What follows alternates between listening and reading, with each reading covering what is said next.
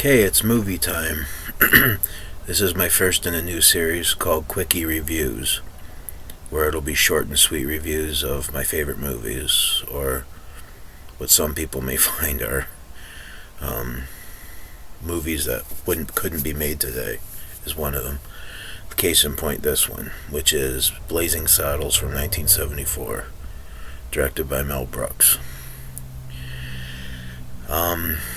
One of my friends on YouTube, Dave, he reviewed the producers earlier, and a lot like the producers, this movie could not be made today. In fact, a lot of the stuff in it I don't think people would find amusing today. I mean, for its time, it was daring, as many Mel Brooks' work is. And there's a lot of cliches and stuff, and double entendres in it. If you need an example, one is the campfire scene. I'm not going to spoil it too much in case you haven't seen it, but Mel Brooks had to fight the studio hard to keep that in there. Blazing Saddles' original title was Tex-Ex, and it was mainly written by Richard Pryor, who went on to become a famous comedian in his own right. Then it went to the title Black Bart, before finally settling on Blazing Saddles. But this isn't for the faint of heart, this movie. I personally give it a 4 out of 5 by... Here, just let me see what IMDB's rating is.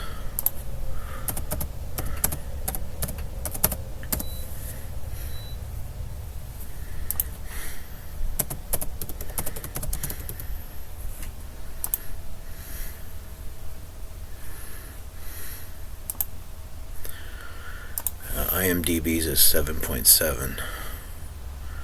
So, yeah, they're being generous, I guess. But there's a lot of stuff in this movie that just would not be tolerated by today's audiences. So, if you have little kids, I would suggest don't watch it with them. Save it for an adults-only night. Yeah, it was successful in its initial run that it spawned or inspired a TV pilot called Black Bart with a totally different cast. But to his credit, Mel Brooks was smart in casting Gene Wilder as the Waco Kid. This was the second time that Mel worked with Gene. First was in The Producers, and then the last was in Young Frankenstein. So, yeah, so that's pretty much in a nutshell my review is, and my recommendation is watch it on an adults only night. But it's not for the easily offended anyway. Later on.